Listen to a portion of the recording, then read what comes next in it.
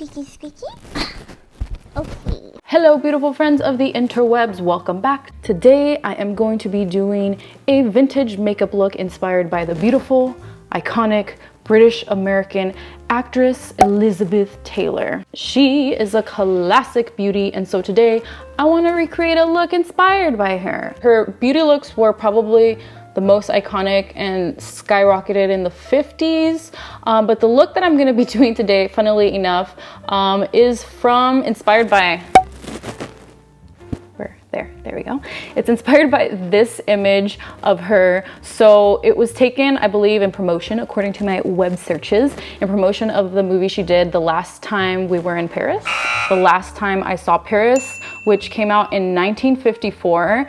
But funnily enough, if you see, it looks more 40s, and that's because this film takes place after World War II, and so she had a 40s look like in the first half of the film, and then she had like her short pixie cut in the second half. The reason I chose this one is because, one, she has longer hair. I have really long hair, so I wanted to choose something that kind of matched. I really like her hair from the 1940s too. She used to have it longer, fluffier, you know, more traditional with that era.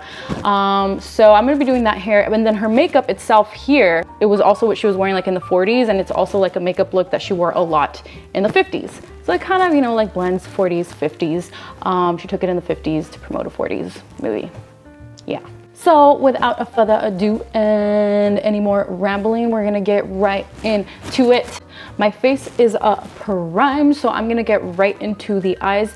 But before I get right into the eyes, I'm gonna put my blue contact lenses on. All right, so my contacts are in. These are from Pinky Paradise. And while this isn't really a transformation video per se, I mean, what is a Elizabeth Taylor look without those iconic blue violet eyes? So Charlie, Do you want to do Elizabeth Taylor makeup? we can put some lashes. I am taking my trusty BH Cosmetics palette, the 88 matte. Oof, ew, dirty. Just pretend it's not that dirty. I'm gonna be taking this like medium gray and applying it to my lid. But before I even start doing that, I'm gonna apply some concealer to make my lids sticky and primed for the eyeshadow. And I'm just using my cheap old LA Colors concealer, which is actually not that cheap. It's kind of great, really.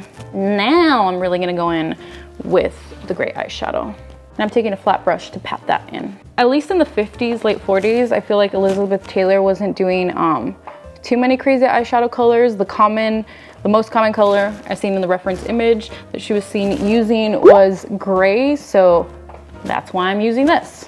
Now I'm gonna be taking this darker, it's like a brownish gray, I would say. It's a very muted brown with this dark gray. It's not black, although I think it's supposed to be, eyeshadow.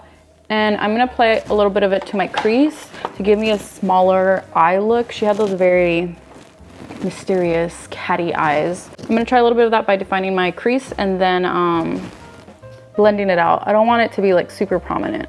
And then I am blending it out with a fluffy brush. Her eyeshadow in the reference image seems to go all the way up to here, and it looks darker down here than up here. So I'm not gonna drag the dark color up. Instead, what I'm gonna take is a shiny gray and a shiny white to mix them and make them a very sparkly gray, light gray, and use it more as like a highlighter for under my brow. Can you hear Ozzy drinking water? Oh no, wait, that's Charlie. We're gonna do things a little bit backwards though, because I do wanna get to her eyebrows, which are very important, before I get to anything else in this look. So let's pause on the eyeshadow and get into eyebrows really quick. Okay, so for her brows, she had those very dark, iconic brows as well that matched her very dark black hair. I'm not gonna do black eyebrows because my hair is brown and I don't wanna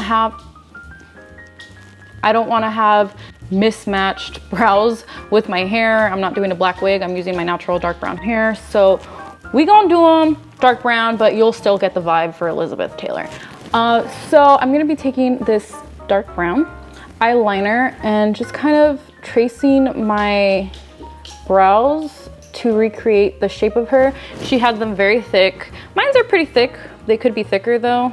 They were a little bit more straight across, although they were still arched. So what I'm gonna do is take my trusty Wet n Wild eyebrow kit. I'm taking the darkest color and gently, hopefully gently, fill in the rest of my brows. I think the key for me, at least for my brows, is really filling in the arch under to make that arch look a little less prominent. Now, we can move on to the rest of the eyes. Using my Wet n Wild black eyeliner pencil, I'm going to line my eyes in a medium line, I would say, not too thick. I definitely do want to wing it though. I'm taking that wing and dragging it all the way to the inner corner of my eyes. That helps create the cat eye effect even more. I'm also going to take the pencil and drag it down to my bottom lash line. She had very thick lashes. They were very dark underneath, and she probably was also applying eyeliner to create that effect. So I'm applying it all along my bottom lash line as well as to my waterline. Taking my liquid eyeliner from NYX, I'm going to darken the top eyeliner. No! Up next is mascara. Like I said, she had very thick lashes, so we're gonna layer that on there to both the top and bottom ones. Focusing the mascara on the outer corners of my eyes. So I have these beautiful thick lashes. They're by a brand called Cara Beauty. I got them because they're very pretty and they're cruelty-free. They seem like a pretty reputable brand, but I didn't notice that when buying them. They are 100% human hair. And as a gal that's only used to using synthetic lashes, this kind of freaks me out. I mean, I'm sure they wash them and they process them. They seem like a legit brand, but I'm not too sure about them.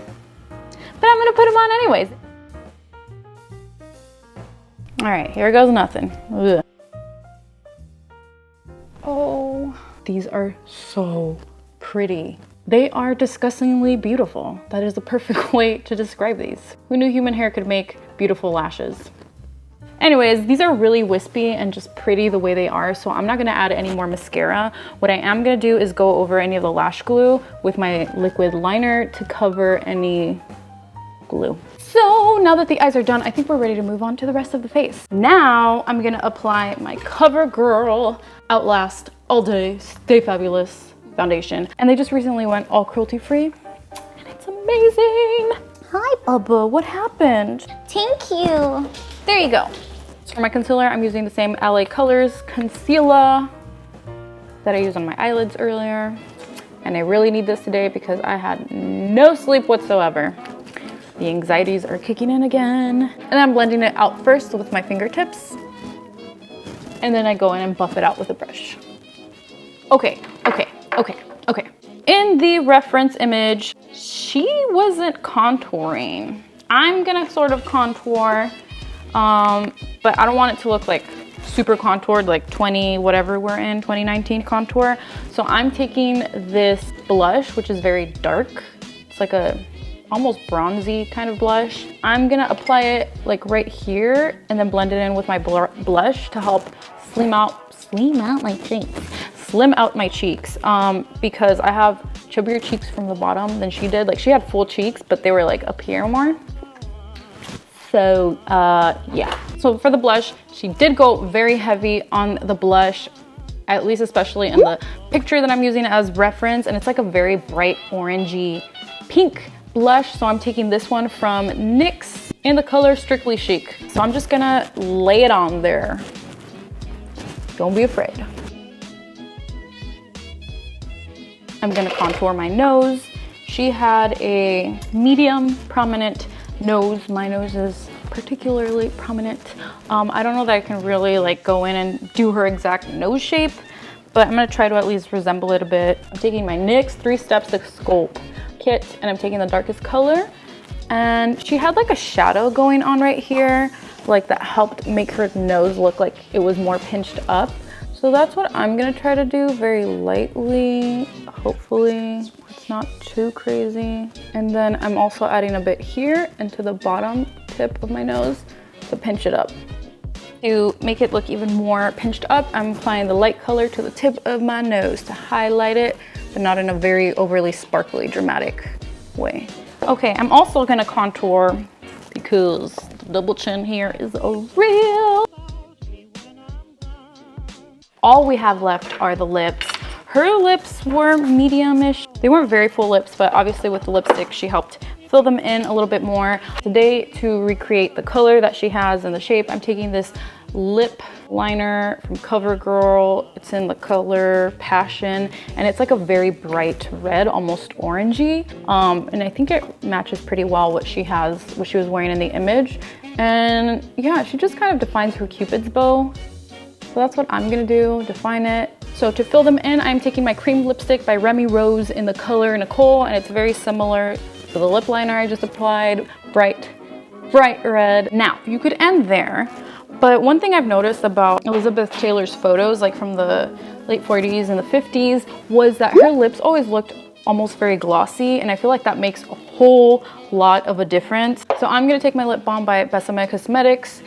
This is the one from the Snow White collection in Gooseberry. The color doesn't really matter because, yeah, I'm wearing red and this is almost clear. You see, I feel like it makes a whole lot of a difference. Now that we're done with the makeup, we are just gonna move on to the hair. I did some rag curls to recreate the 40s hairstyle that she has in the image. We'll see how this goes because my hair is very long. Oh, how could I forget her beauty mark?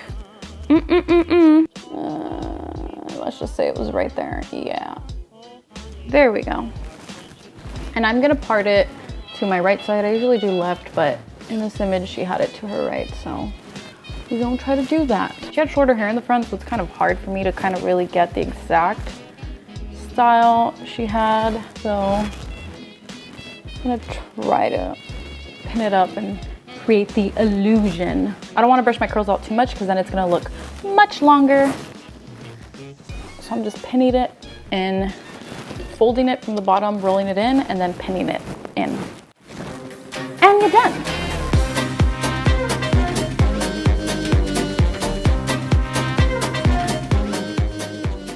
In the main reference image that I use, she's wearing a red bolero. I don't have that available at my disposal, so I used the closest thing that I had, this more 1950s jacket that I thrifted not too long ago.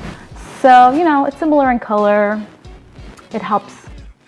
I really like this look a lot. I'm enjoying it. I actually can't wait to go out today and wear this. Goes to show that classic beauty is timeless.